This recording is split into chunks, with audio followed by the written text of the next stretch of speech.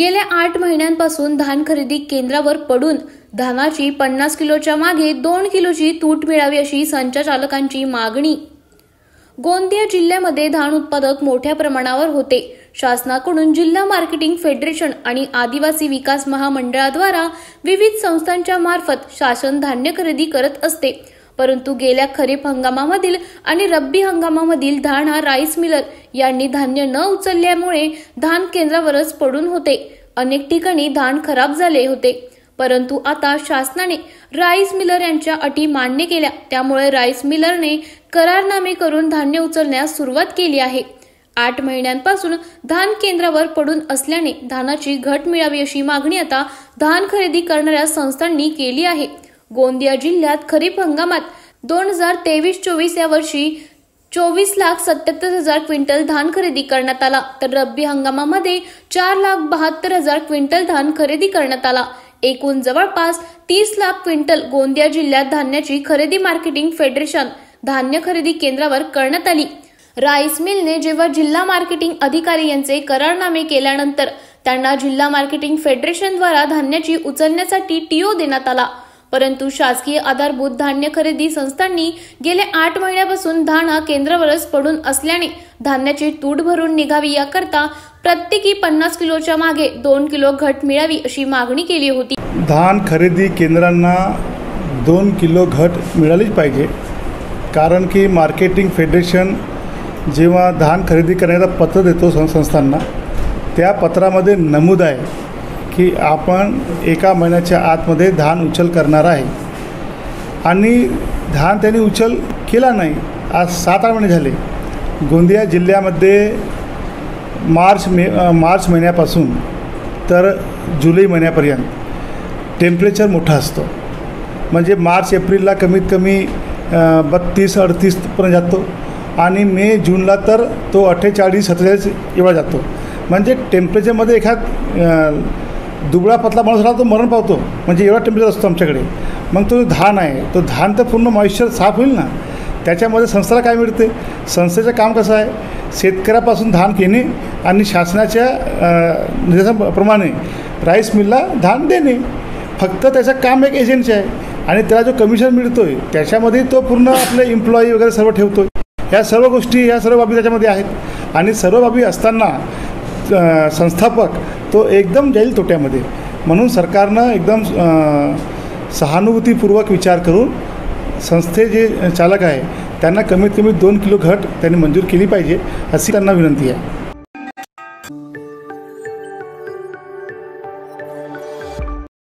ज्यांनी गद्दारी केली त्यांच्यावर कारवाई करण्याचा प्रस्ताव एकमताने दिला आहे, असं विजय वडेट्टीवार म्हणाले। ते म्हणाले, विधान परिषद निवडणुकीत ज्यांनी क्रॉस वोटिंग केले त्यांच्यावर कारवाईचा त्यांचा प्रस्ताव प्रदेशाध्यक्ष यांनी हायकमांडकडे पाठवला आहे। 19 तारखेला मुंबईत महत्त्वाची बैठक होणार आहे, त्यावेळी प्रभारी रमेश चेन्नीथला, राष्ट्रीय महासचिव के.सी. वेणुगोपाल उपस्थित राहणार आहेत। त्या बैठकीत निर्णय होण्याची शक्यता आहे, असं यावर नक्की निर्णय होईल, आणि ज्यांनी पक्षाशी गद्दारी केली त्या लोकांच्यावर कारवाई होणार, हे आता कोणीही थांबवू शकणार नाही असा आम्हाला विश्वास आहे। 12 तास जरी उलटून गेले असले तरी यावर कारवाई करायचा प्रस्ताव आम्ही एकमताने महाराष्ट्रातील नेत्यांनी तो आमच्या श्रेष्ठीकडे पाठवला आहे। आणि ही जी कीड आहे, ही जी बेईमानी आहे, पक्षात राहून गद्दारी करण्याचे जे काही मंडळी आहे त्यांना धडा शिकवणं आणि पक्ष स्वच्छ करणं हे आता अनिवार्य आहे, आणि ती कारवाई नक्की होईल।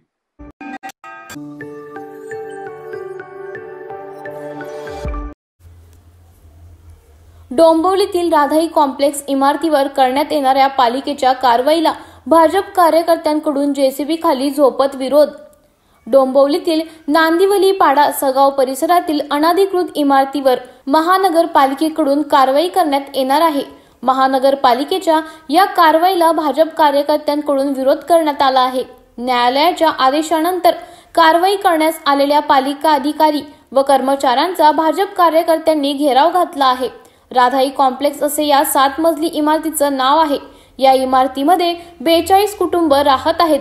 जागा मालकाच्या वादानंतर उच्च न्यायालयाने पालिकेला कारवाईचे आदेश दिले होते. भाजप कार्यकर्त्यांनी तोडक कारवाईसाठी आणलेल्या पालिकेच्या JCB समोर झोपून या कारवाईला विरोध केला आहे.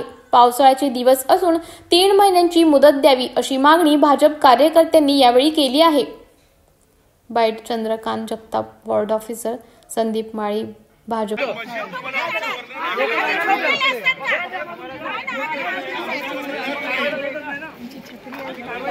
किती कुटुंब या ठिकाणी राहतात आणि आज तुम्ही नेमकं काय आणलं? इथे या इमारतीमध्ये 42 कुटुंब राहतात. त्यांची लहान लहान मुलं आहेत, ते शाळेमध्ये जात आहेत.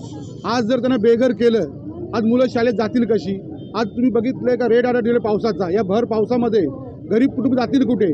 आणि भारतीय जनता पार्टीचं एकच ध्येय आहे, गरिबांच्या पाठीशी राहणं, ज्यांच्यावर अन्याय होईल त्याला न्याय देण्याचं काम भारतीय जनता पार्टी करेल.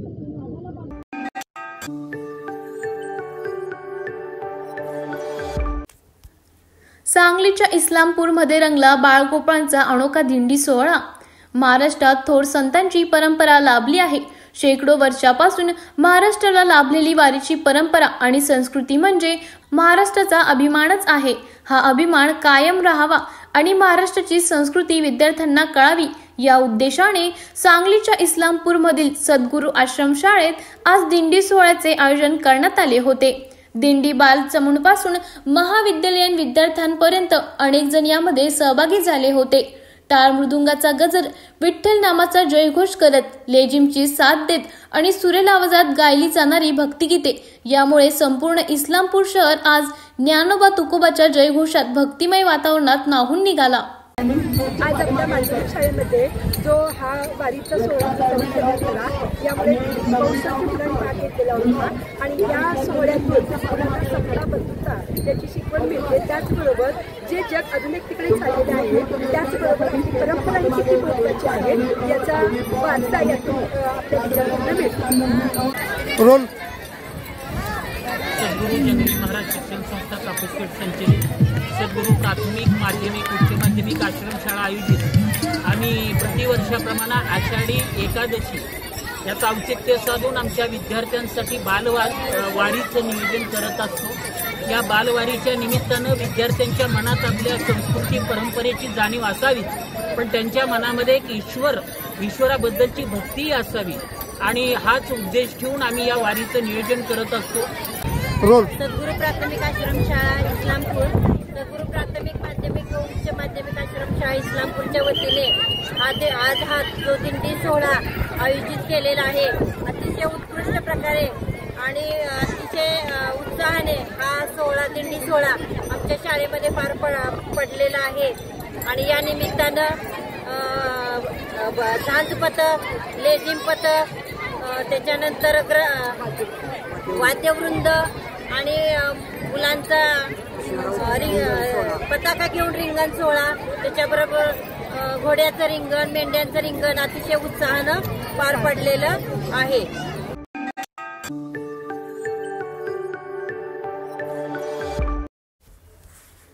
छगन भुजबळ यांनी शरद पवार यांना भेटल्याचा वादाचा प्रश्न नाही असं युगेंद्र पवार म्हणाले. बारामतीमध्ये अहिल्याबाई होळकर जयंतीनिमित्त आयोजित कार्यक्रमात युगेंद्र पवार यांनी पत्रकारांशी संवाद साधला. भाजपाने केलेल्या टीकावर उत्तर देताना त्यांनी सांगितले, आम्ही चांगले काम करीत असल्यामुळे भाजप आमच्यावर टीका करीत आहेत. अहिल्याबाई होळकर जयंतीनिमित्त आम्ही कमिटी केली असून त्यांच्या माध्यमातून आम्ही जयंती साजरी करत आहोत. सगळ्यांना एकत्र घेऊन आम्ही जयंती एकत्रित साजरी करत आहोत. या कार्यक्रमाला शरद पवार, सुप्रिया सुळे आणि भूषणसिंग होळकर यासारखे नेते उपस्थित राहणार आहेत. बारामती कुस्तीगीर संघावर बोलताना युगेंद्र पवार म्हणाले, जेवढी मैदाने बारामतीत होतील याचा फायदा कुस्तीगीर पैलवानांना होत असेल तर चांगला आहे. मला पदावरून हटवण्याबाबत काही निर्णय घेतले असतील तर तशी काही कागदपत्रे माझ्याकडे आलेली नाहीत. मूळ कुस्तीचे मैदान अनेक वर्षापासून मी आणि माझे वडील यांच्या वाढदिवसानिमित्त घेत आलो आहोत. या असल्या गोष्टी अपेक्षित नव्हत्या. दरवर्षी 12 डिसेंबरला आपलं कुस्त्यांचे मैदान होणार आहे. सुनेत्रा पवार आणि शरद पवार यांची मोदी बाग भेट यावर प्रतिक्रिया देताना युगेंद्र पवार म्हणाले, याबाबत मला काही माहिती नाही. जी गोष्ट मला माहीत नाही त्याबाबत मी बोलू इच्छित नाही. छगन भुजबळ हे शरद पवार यांना भेटले, मग काकी भेटले, यात गैर काय आहे? तसंच अजित पवारांच्या बारामती मेळाव्याबाबत त्यांनी म्हटले, कार्यक्रम साहेब असणार आहेत, संजय जगताप साहेब असणार आहेत आणि अनेक मान्यवर या कार्यक्रमासाठी उपस्थित असणार आहेत. खरं तर आतापर्यंत 2 जयंत्या साजऱ्या केल्या जायच्या. एक असायची राष्ट्रवादीची, दुसरी असायची भाजपची, आता तिसरी राष्ट्रवादी काँग्रेस शरदचंद्र पवार पक्षाची. कसं बघता या बारामतीच्या बदललेल्या समीकरणात?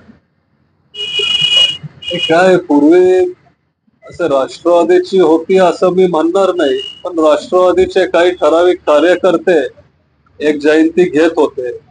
गेल्या वर्षी जी जयंती झाली तिथं कर्नाटकाचे मुख्यमंत्री आलेले सिद्धरामय्या साहेब, त्यांना घेऊन आलेले आपले पवार साहेब. म्हणजे जेव्हा कोणतरी मोठं तुम्हाला आणायचं असेल तेव्हा पवार साहेबांची गरज लागती. पण जेव्हा ते ही जयंती परत त्याचं नियोजन जेव्हा ते करत होते तेव्हा त्यांनी पवार साहेबांना बोलवलं नाही. हे समाजातल्या सगळ्या लोकांना ते आवडलं नाही. त्याच्यामुळे त्यांनी सगळ्यांनी ठरवलं की आपण एक आपली वेगळी जयंती केली पाहिजे आणि आपल्या पद्धतीने जे सगळ्यांना आपण सोबत घेऊन करू शकू असा एक कार्यक्रम आपण घेतला पाहिजे. तुमच्या जयंतीमुळे आता राष्ट्रवादी आणि भाजप एकत्र जयंती करायचं ठरवलं. चांगली गोष्ट आहे, म्हणजेच आपल्या जयंतीला गर्दी होईल असं त्यांचा अंदाज असेल. एक वेगळा प्रश्न विचारतो. बारामती कुस्तीगीर संघाच्या वतीनं आतापर्यंत तुम्ही अध्यक्ष आहात, तुम्हाला काढलं देखील असं बोललं जाते अध्यक्षपदाला. बारामती कुस्तीगीर संघाच्या वतीनं उपमुख्यमंत्री अजित पवारांच्या वाढदिवसाला बहुजन कुस्त्यांचं मैदान आयोजित केलेलं आहे. कसं बघताय, तुम्हाला त्याबद्दल काय सांगण्यात आलेलं का? काय आता जेवढे मैदान बारामतीत होतील तेवढं आपल्या सगळ्यांसाठी चांगलंच आहे. एक कुस्ती प्रेमी किंवा कुस्ती शौकीन म्हणून जर पैलवानांना इथं खेळायला मिळतंय, जर पैलवानांना इथं म्हणजे काहीतरी त्यांची काहीतरी जर इथं दाखवायला जर एक संधी मिळत असेल तर त्याच्यात काय वाईट आहे. आणि आज बारामती तालुका कुस्तीगीर संघाचा अध्यक्ष म्हणून मला काढला असेल अशी चर्चा आहे. काही मेंबर्सनी मला सांगितलं की एक मीटिंग झाली वगैरे वगैरे, पण अजून काय माझ्यापर्यंत अधिकृत काय आलेलं नाहीये, ऑफिशियली काय अजून माझ्यापर्यंत आलेलं नाहीये.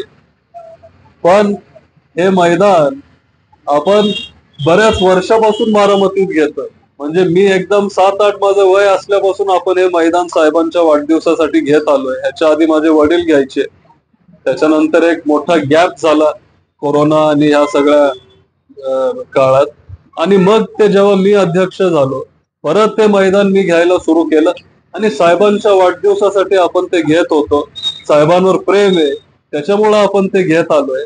पण आता ते त्यांनी स्वतःकडे घेतलं मैदान, ते घेतायत, चांगली गोष्ट आहे. पण ओरिजिनल मैदान हे कुणाचं आहे आणि कोण घेत आलंय हे अख्ख्या जनतेला माहिती. तुम्ही असं म्हणताय की अध्यक्ष म्हणून आतापर्यंत तुमच्याकडे काहीच देखील स्वरूपात आलेलं नाही, काढलंय म्हणून. अध्यक्ष तर तुम्हीच आहात, अध्यक्ष नसताना तुमच्याशी काय बातचीत केली नाही? माझ्याशी अजून ते काय बोललेले नाहीये. पण सगळी कमिटी किंवा ठराविक, सगळी नाही, काही ठराविक लोक ते भेटले आणि त्यांनी हा निर्णय घेतलाय. तुम्हाला त्यांना विचारावं लागेल की ते कसं काय हे सगळं आता घडून आलंय ते.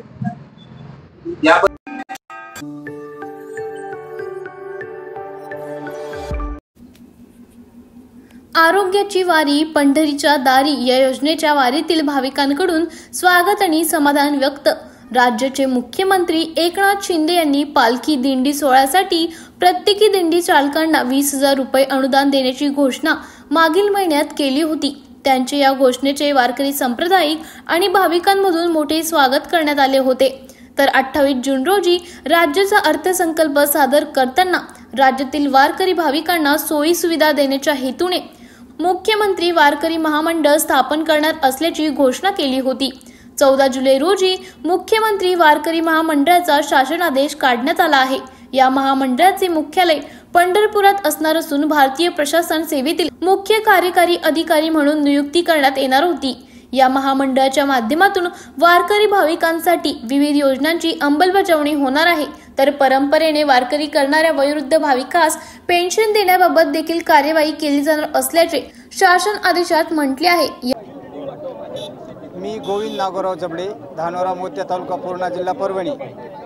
आज जे महाराष्ट्र शासनाच्या वतीने वारकरी पेन्शन योजना चालू करण्यात आलेली आहे अशी काल घोषणा झाली, तरी वारकरी पेन्शन योजने जर चालू होत असेल तर त्या सर्व राज्य सरकारचं वारकऱ्याच्या वतीनं तमाम आपल्या बांधवांच्या वारकरी बांधवाच्या वतीनं आम्ही त्यांचं सहर्ष स्वागत करीत आहोत। निश्चित राज्य सरकारने ही योजना अंमलात लवकरात लवकर आणावी आणि वारकरी बांधवांना याच्याबद्दल दिलासा भेटेल। जे पायी येणारे आहेत सर्व वारकरी पंढरपूरला महिन्याला वारी करणारे आहेत, अशा योग्य त्या वारकऱ्यांना ही योजना चालू होईल अशी राज्य सरकारकडून आम्ही अपेक्षा बाळगतो। सांगा। वामन मारुती यंदाळे, राहणार कदमवाडी, तालुका लोहा, जिल्हा नांदेड। काय काय सुविधा मिळाल्या आपल्याला? आपला इथं पाण्याची बाटली मिळाली, पुन्हा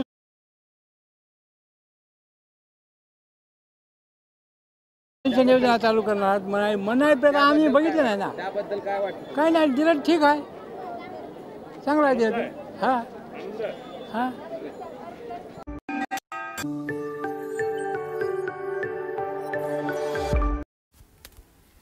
राहडगाव ते रामगाव रस्त्यातील स्वराज्य संघटनेच्या मुख्य कार्यकारी अधिकारी यांच्या दालनात ठिय्या। अमरावती जिल्ह्यातील राहडगाव ते रामगाव ह्या 3 किलोमीटरचा अमरावती जिल्ह्यातील राहडगाव ते रामगाव हा 3 किलोमीटरचा रस्ता हा मृत्यूला आमंत्रण देत आहे। या रस्त्याचे काम पूर्ण झाले नसल्याने नागरिक त्रस्त झाले आहेत। स्वराज्य संघटनेच्या वतीने अनेकदा निवेदन आंदोलन करण्यात आले होते, त्यामुळे आज स्वराज्य संघटनेच्या नेतृत्वात गावातील शेकडो ग्रामस्थांनी अमरावतीच्या मुख्य कार्यकारी अधिकारी जिल्हा परिषद यांच्या दालनात ठिय्या आंदोलन सुरू केले आहे।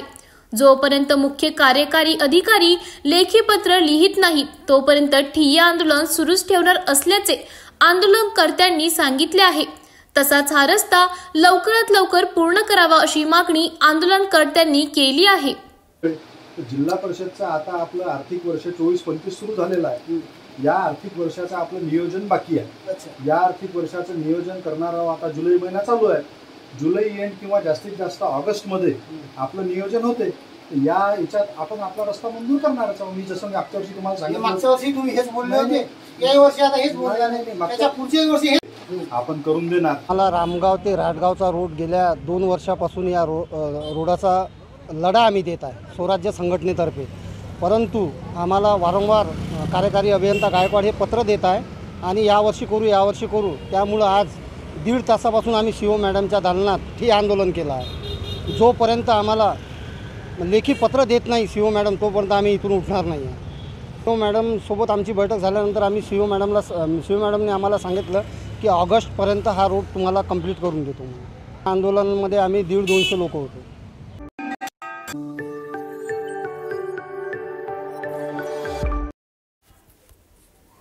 अमरावती रेल्वे स्थानकावर खासदार बळवंत वानखेडे व आमदार रवी राणा यांची गळाभेट। अमरावती रेल्वे स्थानकावर खासदार बळवंत वानखेडे व आमदार रवी राणा यांची अचानक भेट झाली। यावेळी दोघांनी गळाभेट घेतली आहे। यावेळी उपस्थितांमध्ये एकच हशा पिकला होता।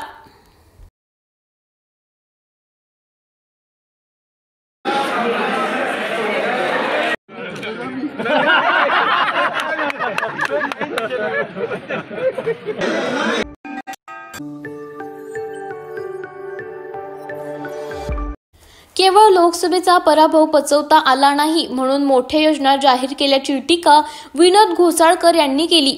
ते म्हणाले, महाराष्ट्राच्या जनतेमध्ये मनामध्ये ज्या भावना आहेत त्या शंकराचार्यांच्या मुखातून आल्या आहेत। ज्या प्रकारे शिंदे सरकारने आमचे आमदार फोडले, वर्षावरून उद्धव ठाकरे ज्या प्रकारे बाहेर आल्या आणि राजीनामा दिला त्याबद्दल महाराष्ट्राला दुःखच आहे। ही भावना शंकराचार्यांनी बोलून दाखवली। त्यांचं वक्तव्य योग्यच आहे। येणाऱ्या निवडणुकीत त्याचा फायदा होईल। पहिल्यांदा बावनकुळे यांनी महाराष्ट्रातल्या कंपन्या गुजरातमध्ये नेल्या गेल्यात त्याच्याबद्दल बोलले तर बरं होईल अशी टीका केली आहे। तसंच योजना जाहीर करताना कुठल्या बेसवरती जाहीर केला, केवळ लोकसभेचा पराभव पचवता आला नाही म्हणून या योजना जाहीर केल्या अशी टीका केली आहे। तसंच महाराष्ट्र मोठ्या कर्जात अडकलेलं असल्याचं त्यांनी सांगितलं। जसं आर्थिक केंद्र गेलं, डायमंड गेलं, पोर्ट्स गेले, त्याच्याबद्दल बावनकुळे बोलले तर बरं होईल। शेवटी योजना या जाहीर करताना कुठल्या बेसवरती योजना जाहीर केल्या, केवळ लोकसभेचा पराभव त्यांना पचवता आला नाही आणि केवळ ह्या ज्या योजना जाहीर करत असताना ह्याच्या वाटी खूप अभ्यास करावा लागतो, आर्थिक नियोजन करावं लागतं. आज महाराष्ट्र जवळजवळ केवढ्या मोठ्या कर्जात अडकलेला आहे. त्याच्यामुळे हा प्रश्न, याचं उत्तर आत्ता नाही मिळणार. चांगल्या योजना असतील, लोकांपर्यंत पोहोचणाऱ्या योजना असतील, आम्ही केल्याच ना. उद्धवजी असताना महाविकास आघाडीने शेतकऱ्यांची कर्ज माफ केली. मुंबई शहरातील 500 फुटापर्यंत घरांचा आपण असेसमेंट रद्द केला. अनेक आज जो सागरी किनारा मार्ग आहे तो उद्धवजींचीच देण आहे, मुंबई महापालिकेची. आणि तर महापालिकेच्या आम्ही जमवलेल्या एवढ्या वर्षाच्या डिपॉझिट यांनी केवळ खर्च केलाच नव्हे तर G20साठी पडदे लावण्यात आणि झाडं लावण्यामध्ये आणि कुंड्या लावण्यामध्ये त्यांनी खर्च केलेला आहे. हा हिशोब त्यांना द्यावा लागेल. तर काल पाहिलं की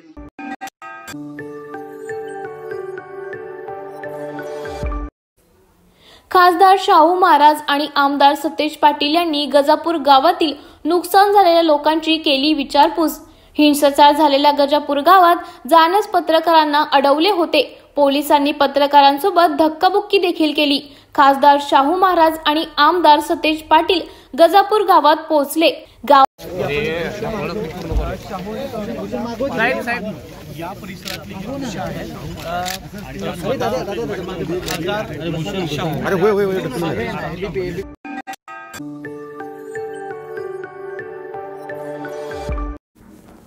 डोंबिवलीतील भाजी विक्रेता नीरा ठोंबरे यांचा मुलगा योगेश ठोंबरे झाला सीए.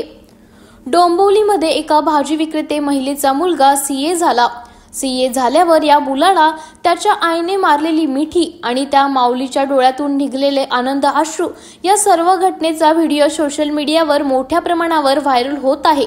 हा व्हिडिओ व्हायरल झाल्यावर योगेशवर अभिनंदनाचा वर्षाव होत असून ज्या ठिकाणी योगेशची आई भाजी विकते त्या ठिकाणी सुद्धा त्याचे अभिनंदन करण्यासाठी मोठ्या प्रमाणावर नागरिकांनी गर्दी केली होती. जिद्द आणि कष्ट, काहीतरी करून दाखवण्याची हिंमत या सगळ्या गोष्टीमुळे योगेशने सुद्धा आपल्या आईच्या कष्टाचं चीज केलं आहे. सोमवारी योगेशने सीए झाल्यावर पहिली भेट म्हणून आपल्या आईला साडी गिफ्ट केली होती. योगेश ठोंबरे हा डोंबिवलीजवळील खोणे गावात राहतो. योगेशची आई नीरा ठोंबरे या डोंबिवलीतील गांधीनगर परिसरात भाजी व्यवसाय करत गेल्या 22-23 वर्षापासून त्याच ठिकाणी भाजी विकत होत्या. नीरे ठोंबरे यांचं कष्टाचं चीज आज योगेशने केलं आहे. योगेश सीएची परीक्षा पास झाला हे ऐकल्यावर नीरा यांनी आनंद अश्रू अनावर झाले होते. बेताची परिस्थिती असताना सुद्धा नीरा यांनी एकट्याने घर सांभाळत हा व्यवसाय केला आहे. त्यांच्या पतीचे निधन झाल्यानंतर संपूर्ण कुटुंबाची जबाबदारी त्यांच्यावर आली होती. मात्र त्यांची कठीण परिस्थितीमध्ये सुद्धा हार मानली नाही. योगेशने सीए बनायचं मनात ठरवलं होतं. त्यानुसार नियोजन करून त्याने अभ्यास केला आणि तो सीए झाला आहे. आनंद झाला, सीए झाला. त्याने पण भरपूर मेहनत केली भाऊ. त्याच्या पण मेहनतीचा फल भेटला आणि माझ्या तर भेटलाच. पण त्याने पण खूप 3 महिने त्याने अभ्यास केला होता. रूममध्ये त्याला आम्ही कोंडून ठेवला होता. खाली बाथरूमला, जेवायला, असा केलेला. खाली 5 मिनिटासाठी बाहेर यायचा आणि वापस जाऊन आतमध्ये कडी लावून तो अभ्यास करायचा. त्याने पण खूप मेहनत केली. त्याचे पण मी आभार मानेन. सगळ्याच अडचणी आल्या पण मी कशा तरी एजंट करून घेतल्या. कारण कपडा मी एक धुवायचो आणि तोच रात्रीचे मी सुकून वालवायचो आणि तोच सकाळी कॉलेजला घालून जायचा. कधी कोणी पेनाची मदत नाही केली, कधी कोणी वहीची मदत नाही केली. मी दुकानातून उधार घ्यायचो आणि मग माझा धंदा झाला का मग त्यांचे वह्या पुस्तकांचे मी पैसे देऊन टाकायचो. मला कधीच त्यांचा दुकानवाला बोलला नाही की मावशी तुम्ही कधी पैसे द्याल आमचे, तुम्ही पुस्तकं घेऊन जाता. कधीच नाही मला कोणी बोलला.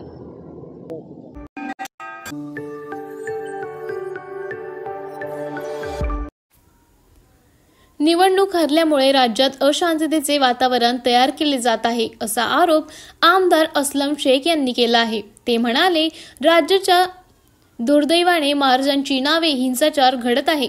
छत्रपती शिवाजी महाराज सर्वांचे आहेत.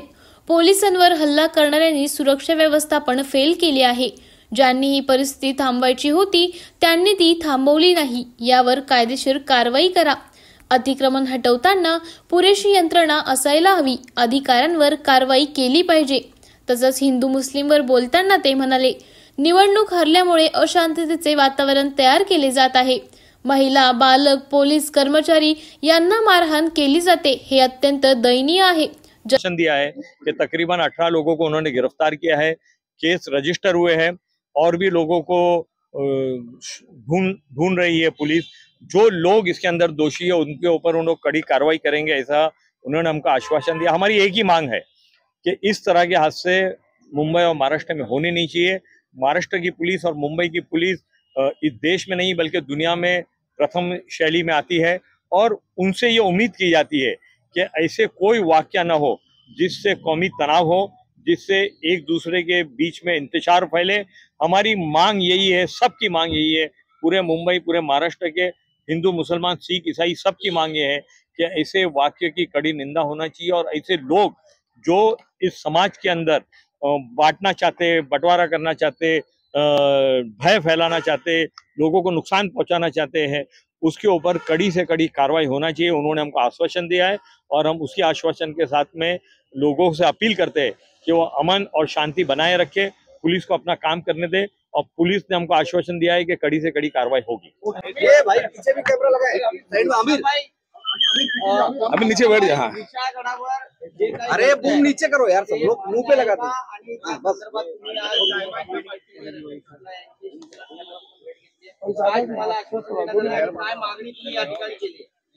नाही, खरं म्हणजे हा राज्याचा दुर्भाग्य आहे. केंद्र सरकार आणि राज्य सरकारमध्ये इथे त्यांची सरकार असताना जे मारहाण मुलांवरती झाला, लहान मुलींवरती झाला, महिलांवरती झाला, लोकांच्या घरात घुसून तोडफोड केली आणि जे मस्जिद आहे मस्जिदमध्ये पण तोडफोड केली आणि बेसिकली हे महाराजांच्या नावाखाली योग्य नाही. महाराज हे फक्त महाराष्ट्र किंवा देशासाठी आदर्श नाही, अख्ख्या जगासाठी आहेत. शिवाजी महाराजांचा बद्दल आपण जर विचार केला तर त्यांचा विचार अख्ख्या जगात आहे. महिलांना कसं आदर करायचा, गरिबांना कशी मदत करायची, शेतकऱ्यांना कशी मदत करायची, हे सगळं जग शिकत आहे त्यांच्याकडून. आणि त्यांचं नाव घेऊन तोडफोड करायचं आणि हे करायचं हे योग्य नाही. आज आम्ही हे मागणी केलेली आहे की जे कोणी त्यांच्या नावाचा दुरुपयोग करून हे सगळं घटना झालेली आहे त्याच्यावरती कठोर कारवाई झाली पाहिजे. आणि पोलिसांना मारहाण झालेली आहे, जर पोलिसांचा आदर होत नसेल, पोलिसांवरती जर लोक मारहाण करत असतील तर मला वाटतं लॉ अँड ऑर्डर कुठे गेलेला आहे.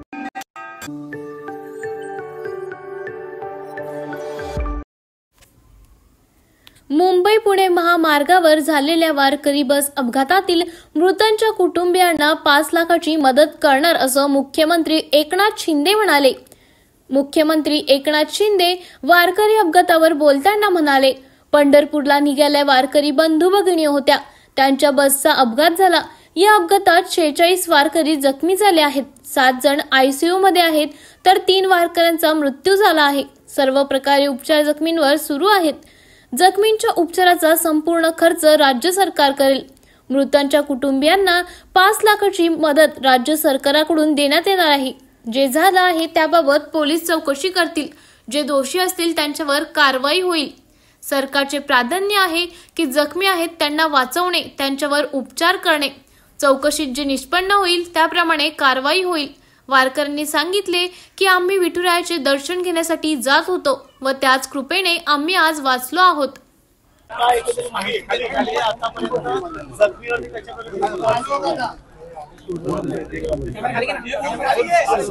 हे पंढरपूर वारीला निघालेले सर्व वारकरी बांधव भगिनी होत्या आणि बस आणि ट्रॅक्टरचा ऍक्सिडेंट झाल्यामुळे यामध्ये जवळपास 54 वारकरी होते आणि त्यापैकी 46 वारकरी ते जखमी आहेत.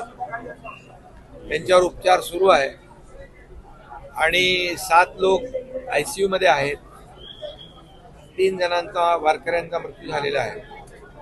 मी सर्व पेशंटला स्वतः पाहिलं. डॉक्टरने मला सर्व एक्सप्लेन केलं काय त्यांची कंडिशन आहे आणि सर्व उपचार जे आहेत हे त्यांच्यावर सुरू आहेत. जे गंभीर रुग्ण आहेत त्यांना सर्व प्रकारचे उपचार देण्याच्या सूचना मी दिलेल्या आहेत. अगदी यांना शिफ्ट करण्याची आवश्यकता असेल तरी त्याही सूचना दिल्या आहेत. परंतु इथं या हॉस्पिटलमध्ये सर्व प्रकारचे उपचार सुरू आहेत. सर्व प्रकारचे उपचार इथे मिळत आहेत. त्यामुळे या रुग्णालयामध्ये सर्व डॉक्टरची टीम या सर्व रुग्णांच्यावर उपचार करते आणि अतिशय चांगल्या प्रकारचे उपचार सुरू आहेत. त्यामुळे जे जखमी आहेत त्यांची लवकरच ते बरे होतील, त्यांना डिस्चार्ज देखील मिळेल. त्यांचा संपूर्ण खर्च जो आहे राज्य सरकार करेल. आणि जे मृत आहेत, दुर्दैवाने ही घटना झाली, अतिशय दुःखद घटना आहे, अतिशय दुर्दैवी घटना आहे. पंढरपूरला अनेक लोक 10-10, 15-15, 20-20 वेळा हे वारी एकत्र करणारे लोक आहेत वारकरी. आणि असा वारकऱ्यांचा झालेला अपघात दुर्दैवी दुःखद आहे. आणि ज्यांचा मृत्यू झालेला आहे दुर्दैवाने त्यांच्या कुटुंबियांना देखील सरकारच्या वतीने 5 लाख रुपयाची मदत आपण करू. आणि जे जखमी आहेत त्यांचा संपूर्ण खर्च पूर्ण सरकारच्या वतीने या ठिकाणी.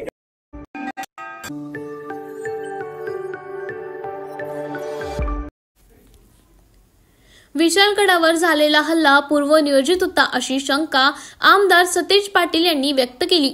आमदार सतेज पाटील, खासदार शाहू महाराज आणि इंडिया आघाडीच्या शिष्टमंडळाने गजापूर गावाला भेट दिली. लोकांची भेट घेऊन विचारपूस केली.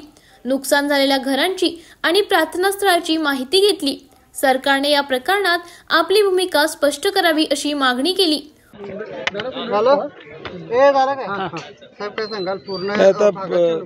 इथं बघितलं शाहू महाराज जे आम्ही सगळ्यांना भेटी दिलेल्या आहेत. प्रचंड नुकसान लोकांचं झालेलं आहे. प्री प्लॅन्ड अटॅक होता का अशी शंका होते.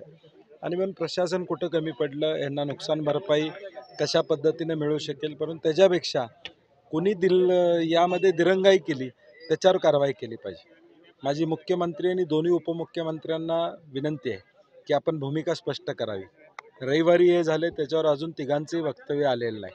किमान हे घडलेलं आहे, हे चुकीचं घडलेलं आहे, त्यांच्यावर कारवाई करणार असं म्हटलं पाहिजे. आणि खऱ्या अर्थानं ज्यांनी यात सामील आहेत त्यांची नावच नाही आहेत यामध्ये. त्यामुळे मला वाटतं प्रशासन कुठंतरी ज्यांनी केलेलं आहे त्यांना पाठीशी घालण्याचा प्रयत्न करते. आम्ही आता जिल्हाधिकाऱ्यांच्याकडे जाणार आणि ही सगळी माहिती खासदार साहेब आणि आम्ही त्यांना देऊ.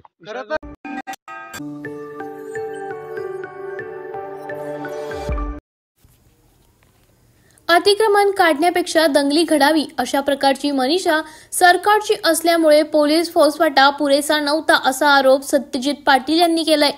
ते म्हणाले, जी घटना घडली ती अत्यंत दुर्दैवी आहे. पोलीस प्रशासनाला याची पूर्वकल्पना असून सुद्धा सरकारने गांभीर्य घेतले नाही. विशालगडावर जायला बंदी होती तर माणसं वर कशी गेली? गजापूर गावात अतिक्रमणाचा काहीही संबंध नसताना गावात तोडफोड केली. पहिल्यापासूनच आम्हाला सरकारची भूमिका संशयास्पद वाटते. केलेला आहे लोकांनी की त्यांचा या दंगलीमध्ये सहभाग कुठेतरी आहे, मात्र गुन्हा पोलीस दाखल करून घेत नाही असा आरोप केला. निश्चितपणाने या ठिकाणी मी ह्या लोकांच्या संपर्कात सकाळपासून रविवार सकाळपासून स्वतः त्यांची माझी फोन चालू होते. हे मला फोन करायचे आणि त्या माध्यमातून हे सातत्याने इथं काय चाललेलं आहे ह्याचा मी अपडेट ठेवत होतो. आता यांच्या ज्या ज्या तक्रारी असतील, यांनी ज्यांची नावं घेतली असतील त्या ठिकाणी काही लोकांना अटक झालेली आहे, काही ना अटक झालेली नाही. आता आमची थोड्याच वेळ बैठक आमची होणार आहे कलेक्टर साहेबांसोबत. तिथं आम्ही सविस्तर चर्चा करून ह्या लोकांच्या ज्या शंका आहेत, ह्या लोकांचे जे आरोप आहेत, त्या सगळ्या आरोपाला या ठिकाणी कुठेतरी बळ मिळावं यासाठी आम्ही 100% प्रयत्न करू.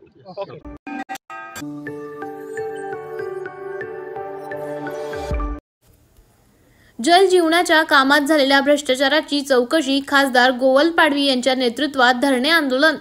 नंदुरबार जिल्हा परिषदेमध्ये जल जीवनाच्या कामात मोठ्या प्रमाणात भ्रष्टाचार झाल्यामुळे त्या कामाची सकल चौकशी करावी. कृषी विभागामार्फत राबवण्यात आलेल्या योजनांमध्येही भ्रष्टाचार झाल्याचे निदर्शनास आले आहे. याची देखील सकल चौकशी व्हावी. जिल्हा परिषदेच्या कामामध्ये ठेकेदारांना पोचण्याचे काम सत्तेधारी करत आहे, अशा ठेकेदारांवर कारवाई करावी. या मागणीसाठी आज जिल्हा परिषदेच्या बाहेर नंदुरबार लोकसभा मतदारसंघाचे खासदार गोवल पाडवी यांच्या नेतृत्वाखाली सर्वपक्षीय नेत्यांनी धरणे आंदोलन करण्यात आले होते. या आंदोलनाला आमदार केसी पाडवी, शिरीष नाईक तसेच काँग्रेस, शिवसेना, उद्धव बाळासाहेब ठाकरे गटाचे अध्यक्ष व कार्यकर्ते सहभागी झाले होते.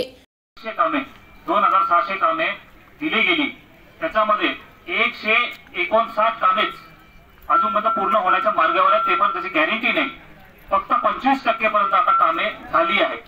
तसंच त्याच्यामध्ये जे ठेकेदारांना काम दिले गेले, टेंडर निघाले, जे टेंडर निघाले, निविदा निघाले, त्याच्यामध्ये ठेकेदार ठरल्यानंतर अंदाजपत्रक काढला, म्हणजे एस्टिमेट काढला. 15% अजून निधी वाढून दिला यांनी ठेकेदार ठरल्यानंतर. ही मोठी गोष्ट आहे. त्याच्यामध्ये अभियंता भाविस्कर साहेब जे होते त्यांना काढण्यात आलं. त्यांना काढल्यानंतर तरी बिल त्यांच्या नावाने निघत होते. हेही आम्ही प्रश्न त्याच्यात टाकले आहे. तुम्हाला माहिती आहे की गावोगावी जे रस्ते आहेत, टक्कर बापामध्ये झालं असेल, तेही कॉन्क्रीटचे जे रस्ते ते खोदून ठेवले आहेत. ना पाईपलाईन लावलाय. नळसाठी जे मुंडादादांनी सांगितलं की अनेक प्रश्न आहे, गावोगावी प्रश्न आहेत, ते तक्रार घेऊन येत आहे, माझ्यासमोर येत आहे. आताही माझ्याकडे फोटो पण आहे, हेही आपल्याला दाखवतो. बारीपाडाचा फोटो आहे. नवापूरचीही तक्रार आली आहे. म्हणजे प्रत्येक तालुक्यातून तक्रार येते आहे. हा नंदुरबार जिल्हा आदिवासी आकांक्षित जिल्हा आहे आणि इकडे लोकांचा दिशाभूल केली जाते, त्यांना लुटलं जात आहे. हे खरंच अन्याय आहे. म्हणून जलजीवनचा एकदम महत्वाचा विषय आम्ही पहिले टाकला आहे. त्यानंतर 30-54 जे रस्ते कामे होते, त्यामध्ये जे ठेकेदारांना कामे दिली गेली आहे त्याच्याबद्दल तक्रार कोर्टात केली. रामभाईने सांगितलं ते कोर्टात तक्रार केल्यानंतर कोर्टाने सांगितलं अहवाल सादर करा. अजूनपर्यंत जिल्हा परिषदने अहवाल सादर, तेही आम्ही आता विचारणार आहोत. हे सर्व झालं तिकडे जाणार आहोत, तेही विचारणार. त्यानंतर जिल्हा परिषद वरून जे प्रशासकीय मान्यता भेटते, ते प्रशासकीय मान्यता तुमच्या घरातून द्यायची असते का शासकीय इमारतून वाटप करायची असते, हे विचारायला पाहिजे. फोटो सर्वांसमोर आहे, सर्वांनी फोटो बघितले आहे. असे वाटप करतात, नंतर मग ते लोकांना ब्लॅकमेल करतात. ते पण नाही, जे प्रशासकीय मान्यता दिली गेली आहे, एकाला दिली, दुसऱ्यालाही दिली, काही झेरॉक्स काढून घेतात, त्याच्यावर स्टॅम्प मारतात आणि असं वाटप करताय. हे जिल्हा परिषद असं कधी झालं नव्हतं, खरं कधी झालं नव्हतं. एवढं जे ठेकेदार आहे, जे अधिकारी, त्यांची चौकशी होणं गरजेचं आहे. तसंच प्रशासकीय मान्यता आहे, मागच्या 2 वर्षात जे दिले गेले त्याचा अहवाल आमच्या समोर आणणं, तेही आम्ही मागणी केली आहे. आजही आम्ही बोलणार आहोत. म्हणून आपण सर्वांनी एकदम गंभीर विषय आहे, त्याच्यामध्ये साथ द्या. आणि ऊन आहे, मलाही समजतं, पण उन्हातही प्रचार करत आलोय मी, म्हणून मला जास्त काही फरक पडला नाही. जे आहे ऊन आहे, आपलं काय.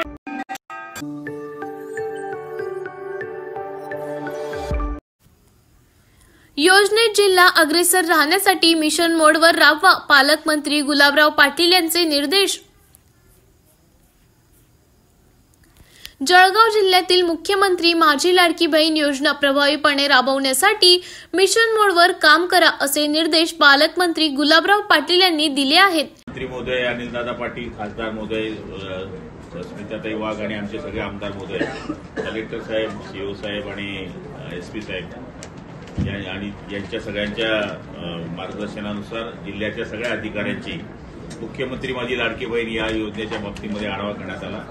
जवळपास 7 लाख महिलांना याच्यामध्ये उद्दिष्ट आहे, पण बाकी योजनांचे जर उद्दिष्ट कमी केलं तर जवळपास 5 लाख महिलांना या जिल्ह्यामध्ये त्याच्यामधनं लाभ होणार आहे. आणि जवळपास 1.5 लाख अर्ज आतापर्यंत भरले गेलेले आहेत. त्याच्यामुळे आम्ही टार्गेट त्यांना अचीव्ह करण्याकरता या ठिकाणी सूचना दिलेल्या आहेत, ऑनलाईन ऑफलाईन. त्याच्यामध्ये मग सीओ असतील, तहसीलदार असतील, नगरपालिकेचे सीओ, त्याचबरोबर बीडीओ, त्याचबरोबर आशा, त्याचबरोबर ज्या यंत्रणा आहेत खाली, आशा वर्कर आहे, सेविका आहे, त्याच्याबरोबर बचत गट आहे, यांच्यामार्फत अर्ज भरण्याच्या सूचना आणि टार्गेट या ठिकाणी देण्यात आलेलं आहे. आणि मला खात्री आहे की लवकरात लवकर जे आमचं टार्गेट आहे ते पूर्ण करण्याकरता आजची आमची पहिलीच बैठक होती. त्याच्यामध्ये कमिटी आता आम्ही आजच्या आज नियुक्त करणार आहोत. त्या कमिटीचे अध्यक्ष आमदार असतील आणि 2 सहयोगी सभासद असतील की जे खालपर्यंत त्या गोष्टीचं मंजुरीचं काम करतील. आणि पालकमंत्री म्हणून जिल्ह्याचं या ठिकाणी आम्ही या ठिकाणी देखरेख करणार आहोत. आणि पुढच्या 8 दिवसामध्ये पुन्हा प्रांतवाईज विभागाच्या आपण बैठकी घेणार आहोत, जेणेकरून महाराष्ट्रामध्ये जे माननीय मुख्यमंत्री एकनाथरावजी शिंदे आणि उपमुख्यमंत्री आदरणीय देवेंद्रजी आणि आदरणीय अजितदादा यांनी ते आम्हाला आदेश केलेले आहेत की आपण हे उद्दिष्ट पूर्ण करा, ते पूर्ण आम्ही करू या ठिकाणी हे आपल्याला खात्री देतो.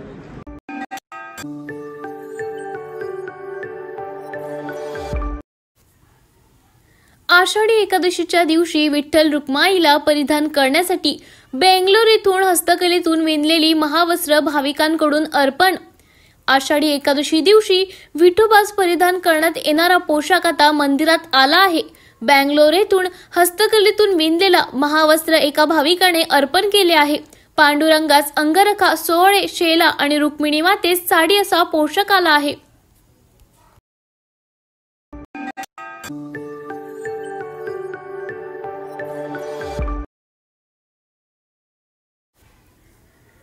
नाशिक मुंबई महामार्गाच्या दुरावस्थेवरून ठाकरे गट आक्रमक. नाशिक मुंबई महामार्गाच्या दुरावस्थेवरून ठाकरे गटाने आक्रमक पवित्रा घेतला आहे. ठाकरे गटाच्या वतीने राष्ट्रीय महामार्ग प्राधिकरणाला निवेदन देण्यात आले आहे. या निवेदनात महामार्गावरील अपघातांमध्ये मृत्युमुखी पडलेल्या व्यक्तींच्या कुटुंबियांना आर्थिक मदत देण्याची मागणी करण्यात आली आहे.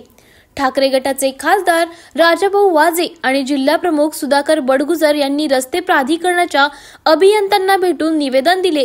त्यांनी प्रकल्प संचालकांना धारेवर धरत महामार्गाच्या दुरुस्तीची आणि सुधारण्याची तातडीने मागणी केली.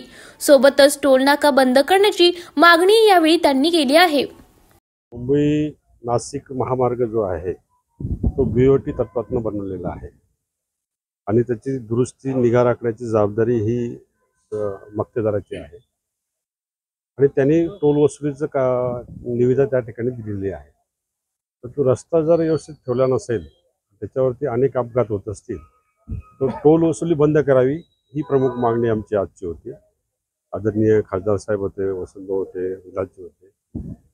तर त्यांनी सांगितलं की मला थोडा अवधी द्या, एक दिवसाचा 2 दिवसाचा अवधी द्या, मी निश्चितपणाने त्या ठिकाणी टोल बंदाचं मी कशा पद्धतीने करता येईल तुम्हाला 2 दिवसात कळवतो. ज्यावेळेस उड्डाणपुलाचे कामं चालू आहेत ते डायव्हर्शन करण्यासाठी जो सर्व्हिस रस्ता केलेला असतो ती मक्तेदाराची जबाबदारी असते की तो रस्ता चांगला ठेवावा. तर घोटी असेल, नाशिक असेल, अनेक ठिकाणी ते डायव्हर्शन ज्या ठिकाणी केले ते रस्ते खराब आहेत. ते म्हणे आम्ही एक 4-5 दिवसाच्या आत हे सर्व रस्ते तुम्हाला दुरुस्त करून देतो. त्यांनी 5-7 दिवसाची मुदत आमच्याकडे मागितलेली दुरुस्ती करण्यासाठी आणि निश्चितपणे टोल बंद करण्यासाठी हे 2 दिवसाची मुदत मागितली. त्यांना 2 दिवसाची मुदत देणं क्रमप्राप्त होतं. पहिल्यांदा आमचं आंदोलन आहे. निश्चितपणाने आपल्याला जे अपेक्षित आहे शिवसेना स्टाईलने ते शिवसेना स्टाईलने निश्चितपणाने आंदोलन होईल आणि टोलही बंद होईल. नाशिक मुंबई रस्त्याच्या संदर्भात जे जायला जवळपास 8 ते 9 तास लागतात 180 किलोमीटरला, त्याबाबत आम्ही चर्चा केली. त्यांना सांगितलं, त्यांनी वेगळ्या गोष्टी सांगितल्या, परंतु एकच आमची मागणी होती की तुम्ही जोपर्यंत रस्ता नीट होत नाही तोपर्यंत टोल बंद करावा. त्यांनी आज आम्हाला सांगितले की आजचा माझा अधिकार नाही आहे, उद्या मी वरच्या अधिकाऱ्यांशी बोलतो आणि टोल कधी बंद करता येईल ते सांगतो. नाही, रस्ता दुरुस्तीचं काम ते म्हटले चालू आहे असेल, मला म्हणायचं नाही, परंतु आपल्याला मूळ उद्देशापासून बाजूला न जाता मला वाटतं की रस्ता नीट होईपर्यंत, म्हणजे ज्याला आपण मोटरेबल होईपर्यंत टोल वसुली करू नये ही आमची खास मागणी आहे. जर समजा ही टोल वसुली अशी सुरू राहिली तर काय नेमकी पुढची भूमिका असेल? आता 2 दिवस आम्ही, उद्याचा दिवस त्यांनी घेतलाय, पण जर आता उद्या सुट्टी असेल मोहरमची, तर उद्याच्या दिवसाच्या वेळी परवा दिवसापर्यंत जर निरोप नाही आला तर टोल वसुली बंद कशी होईल याच्या दृष्टीने आम्ही प्रयत्न करतो. होईल सगळं. नाही, आज फक्त पहिल्यांदाच सांगितलंय, आता शिवसेना स्टाईल आंदोलन पुढे होईल. माजी खासदारांनी देखील त्या ठिकाणी आंदोलन केलं होतं, टोल बंद करण्याचा इशारा दिला. आता आपण देखील टोल बंद करण्याचा इशारा, आम्ही आमचं काम केलं. पण कसं बघता ते सत्ताधारी पक्षाचे आहे, 10 वर्ष सलग खासदार राहिले तरी देखील त्यांना आंदोलन करण्याचं माझं मत असं आहे की ज्या गोष्टी त्यांना विचारायच्या त्या तुम्ही त्यांना विचाराव्यात. त्यांनी काय केलं आणि आता ते आंदोलन का करतात मला विचारून मी उत्तर देऊ शकणार नाही. आमची बाजू जी शिवसेनेची आहे ती आम्ही सांगितली. आम्ही बरोबर 2 दिवस वाट पाहू. परवा आम्हाला निरोप नाही मिळाला किंवा मेसेज नाही मिळाला तर आम्ही आमच्या पद्धतीने काय आम्हाला करायचे ठरवू.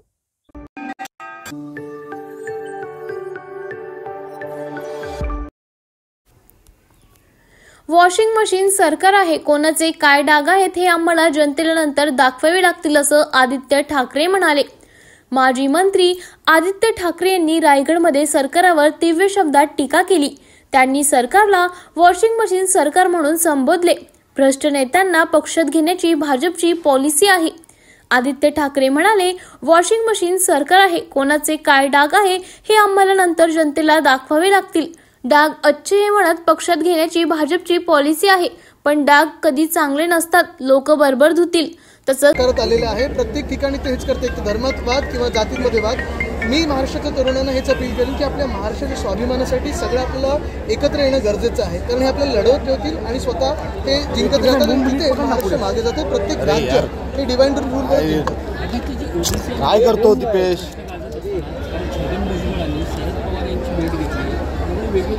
मला तर माझा प्रश्न हा आहे की हे सगळं झाल्यानंतर आपल्या राज्यात हे सरकारने जॉब जे पळवलेले आहेत महाराष्ट्राबाहेर ते आणण्याचं काम आता आमच्या हाती येणार आहे. सुधीर मुनगंटीवारांना क्लीन चिट मिळाली आहे. कशाबद्दल? वृक्ष लागवडी संदर्भात केली होती. आता काय आहे की महत्त्वाची गोष्ट म्हणजे वाघनखं येणार कधी. बरं, मी जेव्हा ती शंका उपस्थित केली होती सगळे ते माझ्या अंगावर आलेले, पण आता स्वतः व्हिक्टोरिया अल्बर्ट म्युझियम आणि इतिहासकार पण बोलत आहेत. दुसरी गोष्ट म्हणजे त्यांनी आपल्याला आठवत असेल मागच्या वर्षी त्यांनी ब्रिटनमध्ये जाऊन 10 दिवस आपल्या महाराष्ट्राच्या पैशावर, करदात्याच्या पैशावर मस्त मजामस्ती करून आलेले आहेत. आम्ही सगळ्या म्युझियममधून सगळं काही महाराष्ट्राचं परत आणणार. एक तरी गोष्ट त्यांनी परत आणली का मला दाखवा. आणि हीच लूट हे भाजप महाराष्ट्राची करत आहे. हे क्लीन चिट म्हणजे वॉशिंग मशीन सरकार आहे आणि ते आम्ही नीट कोणाचे काय डाग आहेत हे आम्हाला नंतर जनतेला दाखवायला लागणार. खालापूरमध्ये शिवसैनिकांमध्ये भाग पाहायला मिळत आहे. टेबलावरती जे नाचणारे आहेत त्यांना टेबलावर जे नाचलेले आहेत आणि ज्या परिस्थितीत नाचलेत, ज्या तुम्ही अवस्थेत बघाल ते जसे त्यांच्या चेहऱ्यावरचे हावभाव बघाल, काय त्यांची मनस्थिती होती तेव्हा मला माहित नाही, पण त्यांच्यावर जास्ती बोलत नाही. जो निकाल द्यायचा आहे तिकडचे स्थानिक लोक देणार. विशालगडावर जे अतिक्रमण सुरू आहे, हे ज्यांचे वॉशिंग मशीनमध्ये स्वच्छ झालेले आहेत त्यांचे डाग 2 महिन्यानंतर पुन्हा दिसतील. आता भाजपची पॉलिसी डाग अच्छे आहेत म्हणून सगळे घेतात आणि क्लीन चिट देतात, पण डाग हे अच्छे कधीही नसतात. लोक धुतील बरोबर.